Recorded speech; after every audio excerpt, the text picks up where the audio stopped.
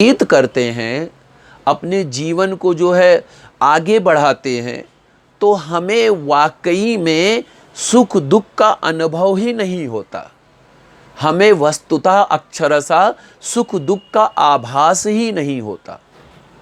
जैसे कि मैं कई जगह कह चुका हूँ, मेरे मन की ये बातें हैं, मैंने कहीं से सुनी नहीं है, कहीं पर देखी नहीं है, लेकिन मेरा मन अपने आप से ये बात करता है जीवन धारण करने के ऊपर।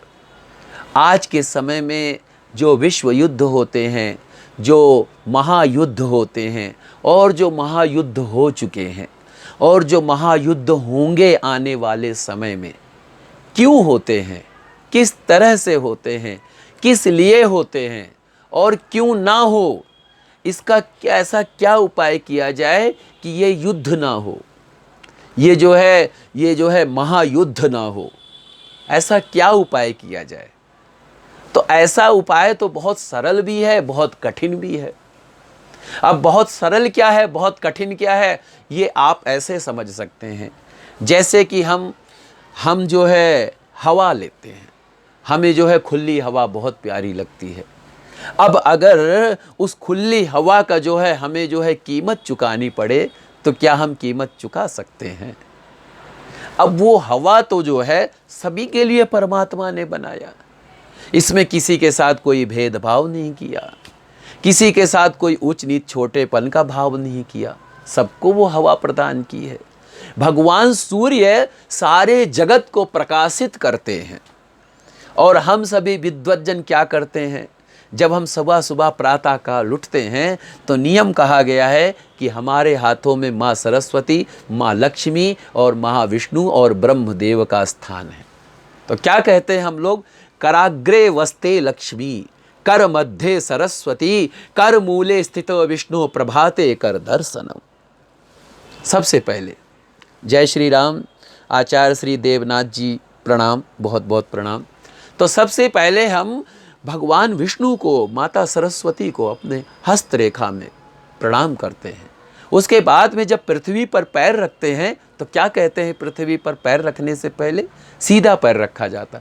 समुद्र बसने देवी कोटि मंडल, कि हे माता पृथ्वी, मैं आपके जो है पृथ्वी पर चरण कमल रख रहा हूँ, मुझसे कोई अपराध हो तो क्षमा कीजिए। उसके बाद में हम अपने गुरुदेव का ध्यान करते हैं, अपने प्रभु का ध्यान करते हैं। तो कहने का अर्थ फिर उसके बाद में हम अपनी दिनचर्या का जो है प्रारंभ करते हैं। तो जब हमारा जन्म हुआ, जन्म होने के बाद में तो जिस तरीके से हम जो है एक किराए के कमरे में रहते हैं, और हमें ये अच्छे तरीके से मालूम होता है कि एक ना एक दिन इस किराए के घर से हमें जाना होगा, एक ना एक दिन इस किराए के कमरे को हमें छोड़ना होगा, एक ना एक दिन इस किराए के घर से मेरी मुक्ति हो जाएगी। तो हमें उस घर में, उन कमरों में आसक्ति नहीं होती है, मोह नहीं होता है, लेकिन हम रहते हैं।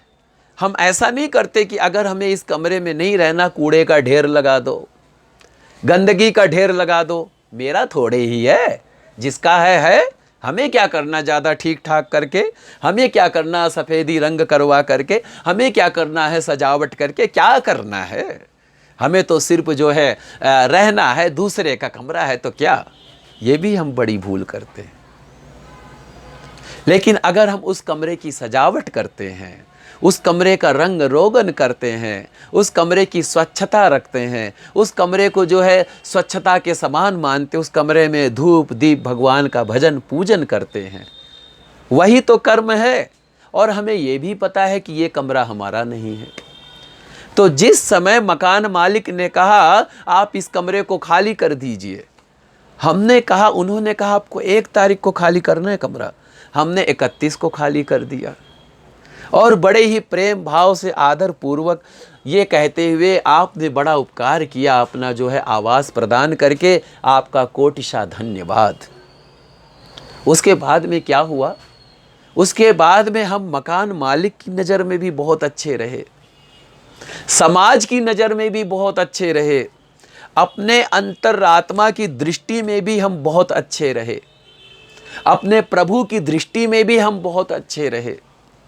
और अगर इसी के उलट हमने कर लिया, क्या कर लिया इसी के उलट हमने, अगर हमने इसी के उलट कर लिया कि मकान में हम रह रहे हैं, हमने एक मकान लिया किराए पर और उसमें हम निवास कर रहे हैं, और निवास करने के बाद में हमने कुछ ऐसा प्रयास किया कि मकान अपने नाम करा लिया, हमने कुछ ऐसे जो है चाल चली, ऐसा जो है कुछ इधर उधर किया कि वो मकान हमने अपने नाम करा लिया। और जब मकान मालिक ने कहा कि मकान खाली कर दीजिए, हमने मकान खाली नहीं किया और हमने जो है कोर्ट कचहरी सब कुछ जो है कर लिया। उसके बाद में क्या हुआ, मकान मालिक तो मकान खाली करा लेगा चाहे आप जितना भी प्रयास करें, लेकिन उसके बाद में क्या हुआ, फिर मकान मालिक ने कहा कि 1 तारीख को आपको कमरा खाली करना है। आपने 5 को, 11 को, 12 को, 15 को, 20 को, 30 को खाली नहीं किया, जिद पे अड़े रहे, नहीं तो हमारा है, हमारा है, हमारा है, हमारा है, हमारा है, हमारा है। उससे क्या हुआ, उससे जो है आप मकान मालिक की भी दृष्टि में, समाज की दृष्टि में, अपने अंतरात्मा की दृष्टि में, अपने आत्मा की दृष्टि में, अपने आत्म की दृष्टि में आप गिर चुके हैं। आप गिर चुके हैं क्योंकि जो वस्तु आपकी थी ही नहीं उस पर आपने अपना मान लिया, उसको आपने स्वयं अपने आप को ग्रहण कर लिया। तो उससे क्या हुआ, वो वस्तु आपको थी ही नहीं तो आपको मिलनी नहीं। अगर वही वस्तु आप प्रेम पूर्वक छोड़ देते, हंसते हंसते छोड़ देते तो कितनी अच्छी बात होती। तो इसी तरीके से कहा गया है कि जीवन में हमें जो भी भोग की प्राप्ति होती है, जो भी आवास की प्राप्ति होती है, जो भी रोजगार की प्राप्ति होती है, जो भी विद्या की प्राप्ति होती है, जो भी धन की प्राप्ति होती है, जो भी बल की प्राप्ति होती है, जो भी परिवार की प्राप्ति होती है, जो भी रिश्तेदार की प्राप्ति होती है, जो भी समाज की प्राप्ति होती है, जो भी मित्र की प्राप्ति होती है, जो भी बंधु वर्गों की प्राप्ति होती है, जो भी हमें यश की प्राप्ति होती है, जो भी हमें वैभव की प्राप्ति होती है, ये सब कुछ उसका दिया हुआ है, उस मालिक का दिया हुआ है। हमारा कुछ भी नहीं है, हमारा कुछ भी नहीं है, एक मिट्टी का ढेला भी हमारा नहीं है। एक कथा में आता है कि एक सेठ जी मंदिर का निर्माण करवा रहे थे।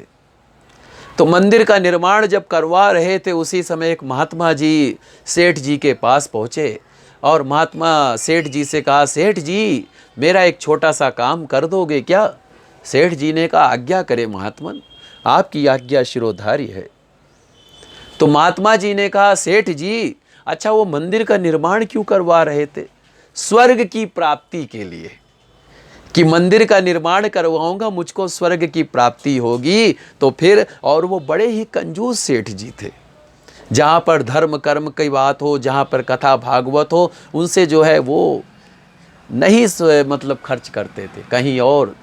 तो क्या हुआ, उन्होंने कहा कि सेठ जी मैं आपको अपनी एक सुई प्रदान कर रहा हूँ, आप वहाँ जाना, मेरी सुई भी ले करके जाना, क्योंकि मेरे कपड़े फटे हुए हैं, मेरे कपड़े साफ़ सुथरे नहीं हैं, फटे हाल कपड़े हैं। आप, मुझे ऐसा लगता है कि आप वहाँ पर ले जाएंगे तो मेरी सुई वहाँ पर काम आएगी। तो सेठ जी ने कहा, अरे महात्मा जी आप क्या बात करते हैं, मरने के बाद तो व्यक्ति कुछ भी नहीं ले जा सकता, आप सुई की बात कर रहे हैं। तब महात्मा जी ने कहा, अरे पगले यही तो मैं तुझको समझा रहा था कि मरने के बाद कोई कुछ भी नहीं ले जाता है, फिर भी लोग माया के कारण, मोह के कारण, धन के कारण, विद्या के कारण, बल के कारण आपस में क्यों टकराते रहते हैं, आपस में क्यों युद्ध करते रहते हैं, आपस में क्यों जो है युद्ध की मारीचिका में जो है भ्रमित रहते हैं। तो कहने का अर्थ क्या है कि जब भी हमको भगवान बहुत बड़ा विद्यावान बना दे, बहुत बड़ा कथाकार बना दे, बहुत बड़ा धनवान बना दे, बहुत बड़ा संपत्तिवान बना दे, बहुत बड़ा ऐश्वर्यवान बना दे, हम कभी अपने ऊपर घमंड ना करें, अगर हमें भगवान ने बहुत ही शरीर सौष्ठव प्रदान किया है, हमें कभी घमंड नहीं करना चाहिए। अगर हमको भगवान ने बहुत ज़्यादा संपत्ति प्रदान की है, हमें कभी घमंड नहीं करना चाहिए। अगर कभी भगवान ने हमको बहुत ही ज़्यादा सुंदरता प्रदान की है, हमें कभी घमंड नहीं करना चाहिए। अगर कभी भगवान ने हमको सभी प्रकार के भोग वैभव की प्राप्ति कराई है, हमें कभी घमंड नहीं करना चाहिए, बल्कि ये भावना रखना चाहिए, आप ही की वस्तु आप ही को अर्पण। यानी कि जो आपका है आप ही को दे रहा हूं मैं, ना मैं लेने वाला ना मैं देने वाला, ना मैं करने वाला ना मैं कराने वाला, ना मैं पूजा करने वाला ना मैं पूजा कराने वाला, ना मैं कथा सुनने वाला ना मैं कथा कराने वाला। मैं तो कुछ हूँ ही नहीं, ये तो भगवान ने मुझे निमित्त बना दिया है। अब जब निमित्त बना दिया है तो उन कर्मों को कर रहा हूँ। अब इसका अर्थ ये नहीं है कि आप सब कुछ छोड़ छाड़ करके वन में चले जाएं, आप सब कुछ छोड़ छाड़ करके संसार का त्याग कर दें, आप सब कुछ छोड़ छाड़ करके वानप्रस्थी हो जाएं, आप सब कुछ छोड़ छाड़ करके सन्यासी हो जाएं। ऐसा तो बिल्कुल भी नहीं है, बल्कि भगवान शास्त्रों में कहते हैं, कर्म को करते हुए मेरे अनुसरण का पालन करते हुए, मेरे नाम को लेते हुए अपने कर्म को कर, तू मेरी ही पूजा कर रहा है। भगवान ये कहते हैं।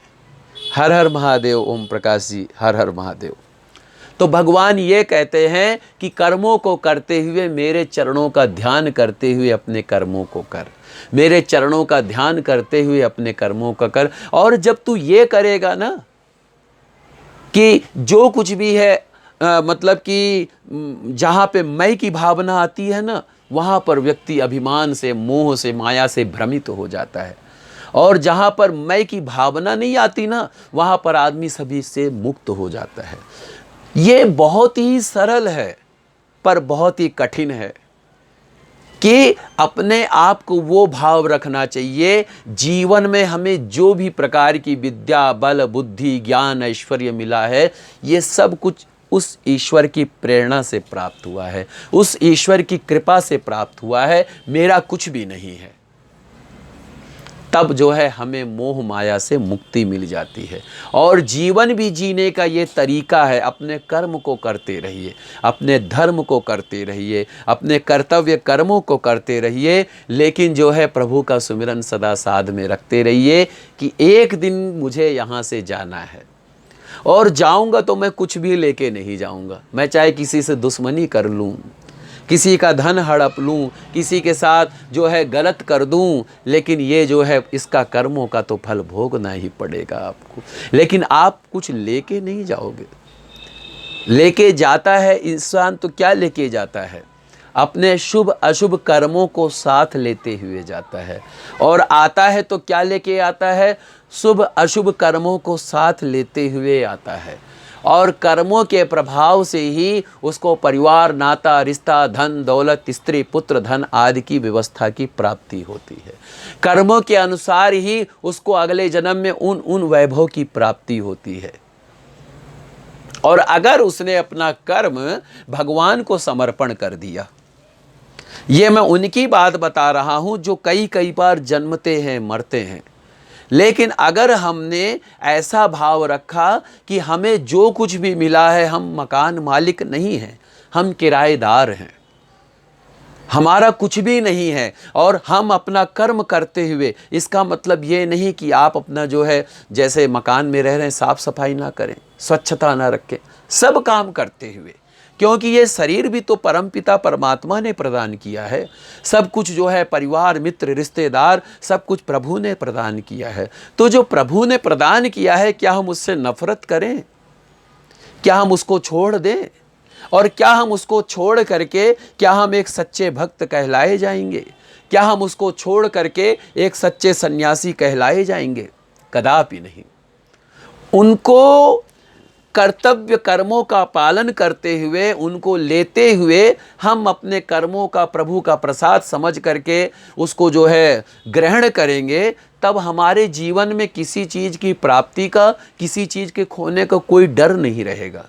कोई शंका नहीं रहेगी, कोई दुख नहीं रहेगा, कोई क्लेश नहीं रहेगा, कोई कष्ट नहीं रहेगा। लेकिन जब हमारे मन में ये ऐसी भावना आएगी तब, और जब तक भावना ऐसी नहीं आएगी तब तक तो कोई फायदा नहीं। कर्म सबसे बड़ा भगवान ने कहा। तो हमें जो परमपिता परमात्मा ने दिया है, इसका भी ध्यान रखते हुए, अपने कर्मों को करते हुए, प्रभु का स्मरण करते हुए हम जीवन व्यतीत करेंगे तो जो है हम जो है उस किराएदार के समान होंगे कि हमको जितने दिन प्रभु ने मकान पे रखा हम रहे, उसके बाद जब हमारी अवधि समाप्त हो गई, हम प्रेम पूर्वक हाथ जोड़ते हुए प्रभु का लाख लाख धन्यवाद करते हुए, प्रभु मकान मालिक का, यानी सबसे बड़ा मकान मालिक तो ईश्वर है, जिसने इस धरती पर भेजा है, अपनी सुंदर सी धरती पर, हरे भरे वृक्षों पर, हरे भरे जो है हरे भरे वृक्षों पर, हरे भले हरियाली पर, बड़ी अच्छी अच्छी वनस्पतियों पर, अच्छे अच्छे खाद्य पदार्थों पर, अनेक जाति, अनेक रूप, अनेक रंग, अनेक अनेक वस्तुओं का वर्णन करते हुए हमें इस जो है धरातल पर प्रभु ने भेजा है। हम अपने कर्मों को करते हुए, हम अपने कर्मों का अनुसरण करते हुए अगर हम अपना जीवन व्यतीत करेंगे, हम अपने जीवन को जो है भगवान का प्रसाद समझ करके व्यतीत करेंगे, हमारी मुक्ति हो जाएगी। मुक्ति के लिए हमें प्रयास नहीं करना पड़ेगा, स्वर्ग की प्राप्ति के लिए हमें प्रयास नहीं करना पड़ेगा, भोग की प्राप्ति के लिए, ऐश्वर्य की प्राप्ति के लिए हमें प्रयास नहीं करना पड़ेगा। हमारी मुक्ति तत्क्षण उसी वक्त हो जाएगी, हम उसी वक्त हर चीज़ से मुक्त हो जाएंगे। तब हमें ना कुछ खोने का ना कुछ पाने का कोई हमें डर नहीं रहेगा। लेकिन ऐसी भावना आनी चाहिए, तो हमें ऐसा जीवन जीना चाहिए।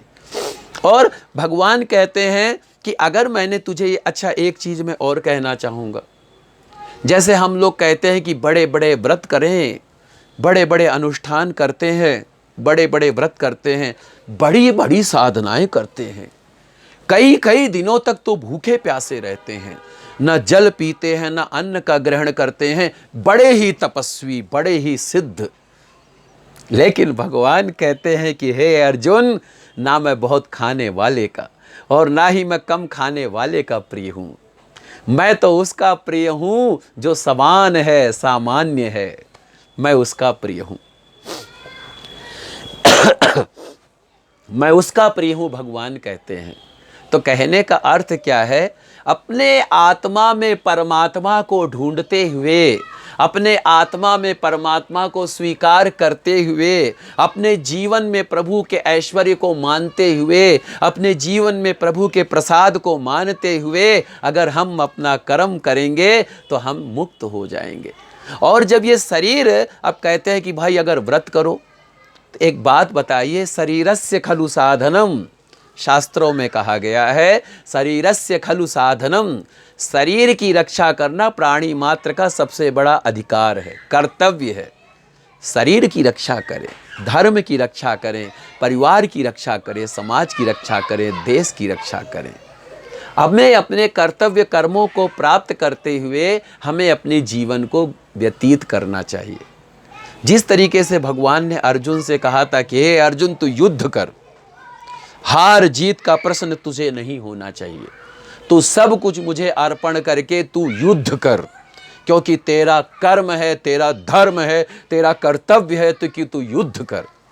इसी तरीके से हमें अपने जीवन में संघर्षों को झेलते हुए, संघर्षों को देखते हुए, संघर्षों को मानते हुए, संघर्षों को समझते हुए, संघर्षों को देखते हुए हमें जीवन के महासंग्राम से युद्ध करना है। हमें जीवन के महासंग्राम से युद्ध करते हुए भगवान की प्राप्ति करनी है। तो वो इसी तरीके से हो सकती है कि भगवान को सब कुछ सौंप दिया जाए। अब सौंपने का अर्थ फिर मैं कहता हूं कि ये नहीं है आप सब काम छोड़ छाड़ करके रातों दिन भगवान के उसमें नहीं। जो आपका कर्म है, आपका कर्म व्यापार का है, आपका कर्म नौकरी का है, आपका कर्म बच्चों को प्यार करने का है, परिवार को स्नेह देने का है, मित्रों को प्यार देने का, स्नेह देने का है, समाज को, वो सब कर्म करना है, सभी कर्म करना है, सभी कर्तव्य कर्मों को करना है, सभी जो है सभी का पालन करना है। लेकिन उनका पालन करते हुए, सभी कर्तव्य कर्मों का पालन करते हुए भगवान का नाम कदापि नहीं भूलना चाहिए, भगवान का सुमिरन कदापि नहीं भूलना चाहिए। और मन में ये भावना रखनी चाहिए, मालिक तू है, मेरे को मालिक बनाने की कोशिश मत करियो।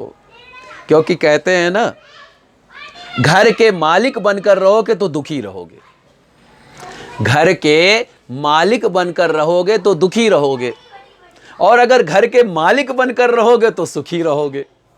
अब हमें तो स्वयं ये तय करना है ना कि हमें मालिक बनना है कि हमें नौकर बनना है। हमें बनना क्या है ये हमें स्वयं तय करना है। भाई, घर का मुखिया बनना बड़ा मुश्किल होता है, लेकिन घर का मुखिया होते हुए एक छोटे से बच्चे का आचरण करना क्या मुश्किल होता है। एक छोटे से बच्चे को अपने मन में पाले रहना क्या मुश्किल होता है।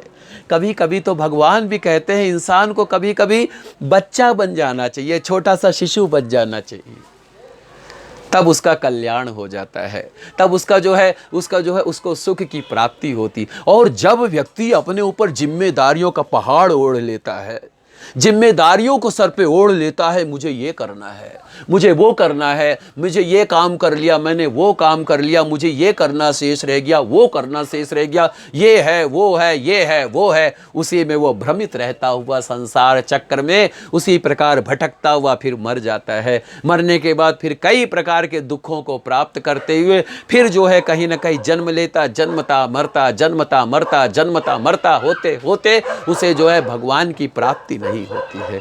और भगवान की प्राप्ति का सबसे सरल उपाय, सबसे आसान उपाय यही है कि हम अपने मन को प्रभु को अर्पण करते हुए चले, हम अपने मन को प्रभु को स्वीकार करते हुए चले, हम अपने मन को भगवान की शरण में रखते हुए चले। मन ही रखना है, मन में ये भाव रखना है मालिक मैं नहीं हूं। तूने मुझे जो नौकरी दी है ना, तूने मुझे कितने हजार की नौकरी दी है, 10,000, 20,000, 50,000, लाख रुपए की नौकरी दी है, वो नौकरी कर रहा हूं मैं। नौकरी करने के बाद मेरी छुट्टी हो जाएगी, फिर मैं आऊँगा तेरे घर पर। मुझे अपने उस घर में आना है जहाँ से तूने मुझे भेजा था।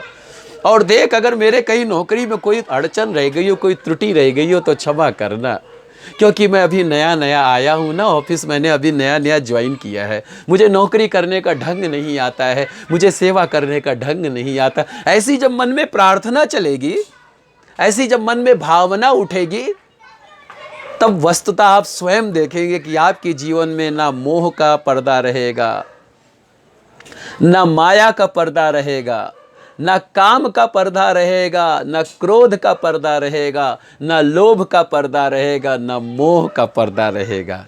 आप अपने सभी कर्मों को करते हुए, सभी कर्मों में रहते हुए भी आप उसमें लिप्त ना होते हुए भगवान को मालिक समझ करके आप अपने कर्मों को करते रहेंगे, आपका कल्याण हो जाएगा, आपका जीवन धन्य धन्य हो जाएगा, आपका परम कल्याण हो जाएगा।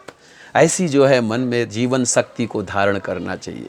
तो कहते आसक्ति रहित होकर के कर्म करना, यानी कि जो कुछ है वो सब कुछ तेरा है, मैं कुछ भी नहीं हूं, ऐसी मन में भावना रखते। और भगवान श्री कृष्ण ने यही लीला दिखाने का प्रयास किया है।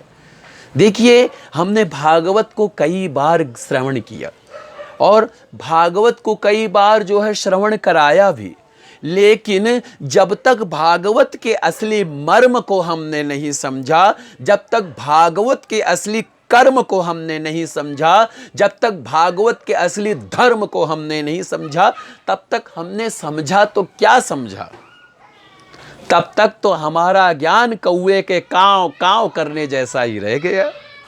और जब हमने धर्म को समझ लिया, जब हमने सार को समझ लिया, जब हमने जो है कर्तव्य कर्मों को समझ लिया, हम जीवन मुक्त हो गए, हम जो है भय मुक्त हो गए, हम कष्ट से मुक्ति की प्राप्ति हो गई हमको। जय भोले की कीर्ति दी, जय भोले की। हमें जो है कष्टों से हमारी मुक्ति की प्राप्ति हो गई है। कहते हैं ना, अगर जीवन का आनंद लेना हो तो एक काम करना। क्या काम करना जीवन का आनंद लेने के लिए? बहुत ही कम उम्मीदें रखना, बहुत ही कम उम्मीदें रखना। और अगर सफ़र का आनंद लेना हो तो क्या करना है? सामान कम से कम रखना। तो कहने का मतलब, जितने आप उम्मीदें रखोगे, जितने आप संकल्प रखोगे, जितने आप कामनाएं रखोगे, उतने ही जीवन के चक्र में फंसे रहोगे।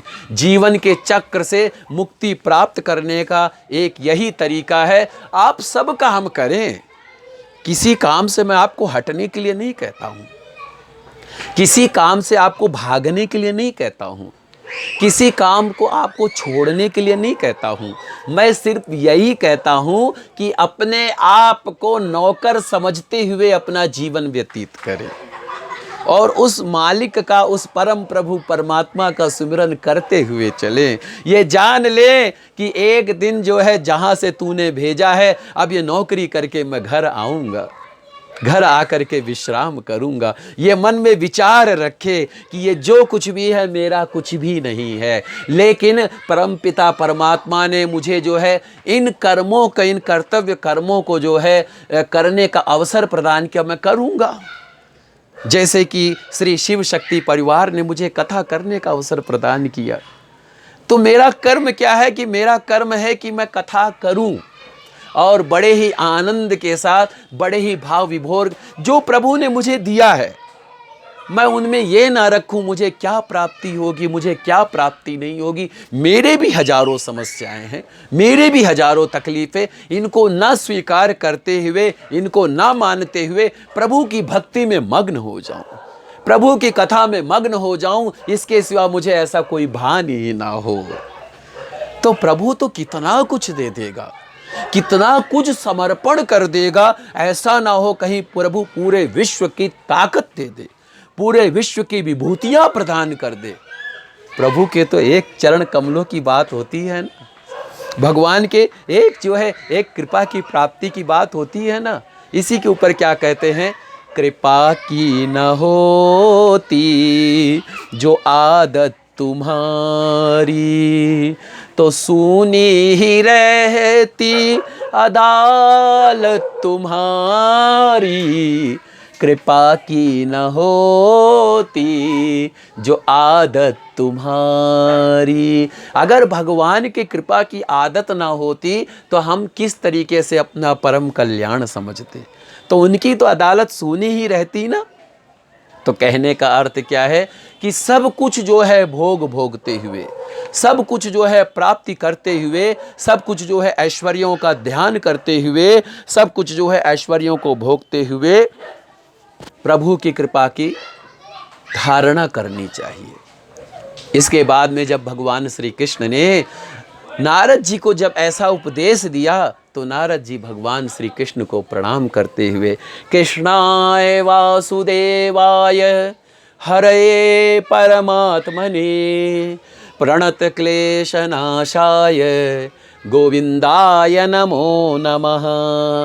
भगवान श्री कृष्ण को प्रणाम करते हुए नारद जी जो है अपने नारायण नारायण कहते हुए वो गए। उसके बाद में भगवान की लीला जो है, भगवान की अग्र पूजा की गई।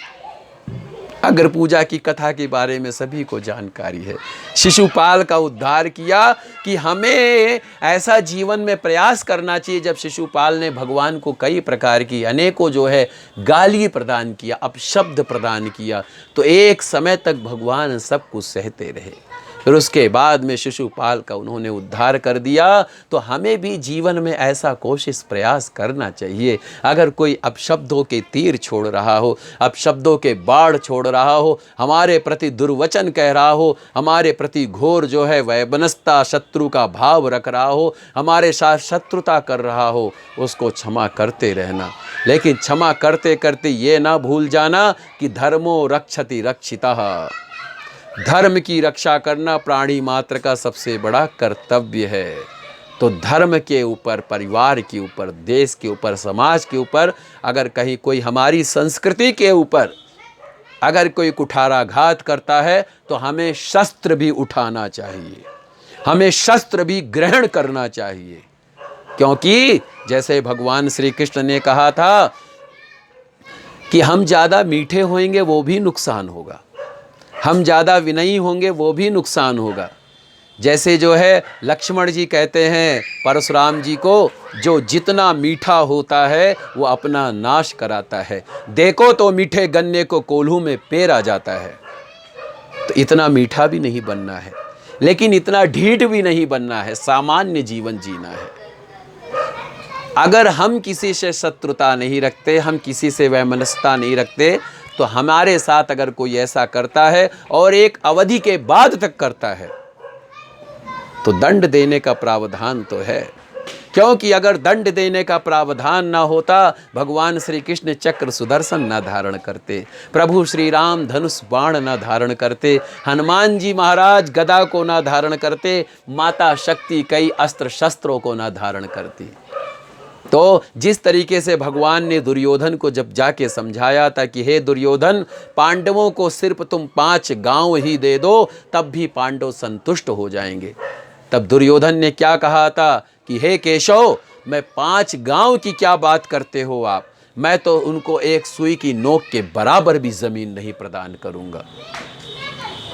तब जब कोई ऐसा ढीठ होता है ना, तब उसको उसी की भाषा में उत्तर देना चाहिए। और क्या कहा गया, टिट फॉर टैट, जैसे को तैसा करना चाहिए।